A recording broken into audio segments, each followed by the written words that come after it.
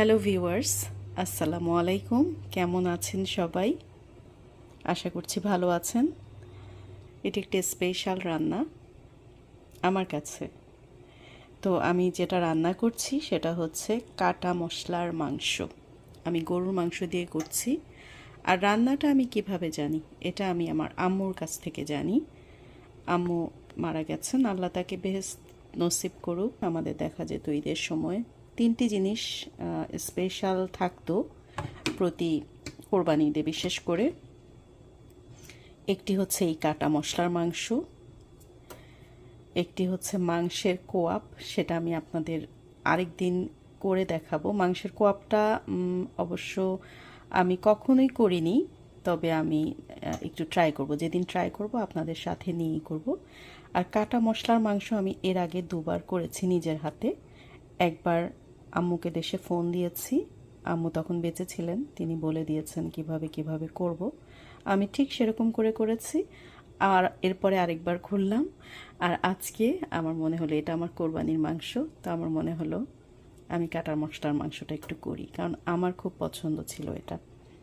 তারপর হচ্ছে আরেকটা হচ্ছে যেটা গরুর নলা দিয়ে যেটা করা হয় আর কি, পায়া ভুনা। এটা তো সবাই খাই আমরা, তো নেহারি বলে, ওইটাও আমার খুব প্রিয়। তো আজকে আমি করছি কাটা মশলার মাংস। কিভাবে আমি করছি সেটাই আমি শেয়ার করছি আপনাদের সঙ্গে। আমি ঠিক আম্মু যেভাবে করতেন, আম্মু আমাকে ফোনে বলে দিয়েছেন, আমি মনে রেখেছি, হয়তো একটুখানি এদিক ওদিক হতে পারে। তো আমি এখানে মাংসের মধ্যে যা দিলাম সেটা হচ্ছে শুধু একটু লবণ দিয়েছি, লবণ দিলাম। এখন আমি এটা হচ্ছে আদা রসুন পেস্ট, ভিনেগার দিব 3 টেবিল স্পুনের মতো। এর সময় তেল দিচ্ছি আধা কাপের চাইতেও অনেক কম। আগের দিনও করে এভাবে করে ম্যারিনেট করে রেখে দিতে পারেন, কিংবা যখন রান্না করবেন তার ঠিক 1 ঘন্টা কিংবা 2 ঘন্টা আগেও এভাবে করে ম্যারিনেট করে রাখবেন। ম্যারিনি পুরো রাতের জন্য রেখে দিব, আবার কালকে আসছি আপনাদের সামনে রান্নাটা নিয়ে। তো দর্শক, সারা রাত ম্যারিনেট করে রাখবার পরে এখন আমি মাংসে যা যা উপকরণ দিচ্ছি। শুরুতে আমি অয়েল আগে একটু দিয়েছিলাম, এখন আমি আর একটু দিব।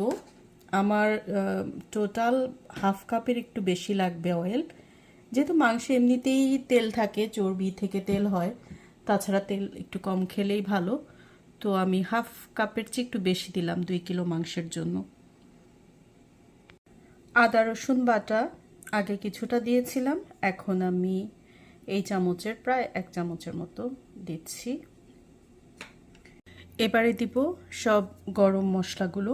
গরম মশলাগুলোর ভেতরে আমার যা যা আছে, তেজপাতা, এলাচ, দারুচিনি, লবঙ্গ এবং একটি স্টার উইংস। সাথে আমি শুকনো মরিচ নিয়েছি। শুকনো মরিচকে 7-8টা মরিচ হবে, সেটাকে আমি দুভাগ করে নিলাম। এরপরে দিব আমি রসুন।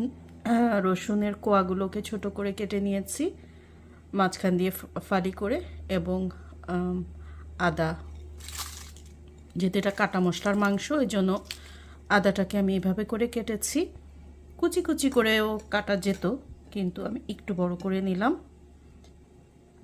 পেঁয়াজ দিচ্ছি, পেঁয়াজ 1 কাপের মতো দিচ্ছি। এই স্পুন দিয়ে আমি 3 টেবিল স্পুন ইয়োগার্ট দিচ্ছি। 2 স্পুন দিয়েছি, এখন আরও 1 স্পুন দিলাম। তো ভিনেগার দিয়েও অনেকে করে, সেক্ষেত্রে হয়তো বা অনেকে ইয়োগার্ট ইউজ করে না, বাট আমি দুটোই দিই। ভিনেগার আগে দিয়ে আমি ম্যারিনেট করেছিলাম, আর এখন আমি 3 টেবিল স্পুন ইয়োগার্ট দিলাম। এরপরে আমি দিচ্ছি পেঁয়াজ কুচি।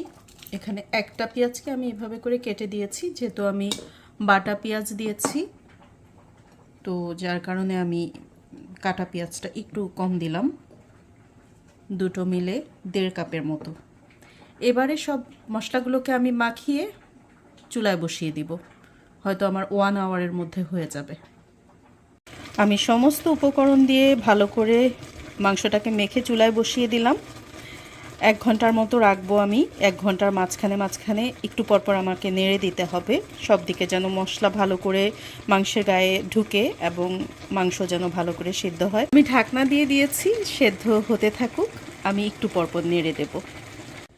তো মাংসটাকে আমি উল্টে দিলাম একবার। সেদ্ধ হওয়া পর্যন্ত কিছুক্ষণ পরপরই আসলে উল্টে পাল্টে দিতে হবে। এই আমার মাংসের অবস্থা, আমি বেশ কয়েকবার নেড়ে দিয়েছি। এখন নামানোর কিছু আগ দিয়ে আমি কিছু কাঁচামরিচ দিয়ে দিচ্ছি, কয়েকটি ফালি করে এবং কয়েকটি আস্ত। সেই সাথে আমি গুঁড়ো মশলাও দিব সামান্য একটু। কি যে একটা সুঘ্রাণ বেরিয়েছে! আমি যে গরম মশলার গুঁড়োটা দিলাম এবং কাঁচামরিচের গন্ধ, সব কিছু মিলিয়ে অসাধারণ। তো আমার রান্না এখানেই শেষ। আপনারা এই কাটা মশলার মাংসটা ভাত, পোলাও, পরোটা যে কোনো কিছুর সাথেই খেতে পারেন। করে দেখবেন এভাবে করে, আশা করছি অনেক ভালো লাগবে, অনেক ইয়াম্মি লাগবে। সবাই ভালো থাকুন, সুস্থ থাকুন। আজকের মতো এখানেই বিদায়। আল্লাহ হাফেজ।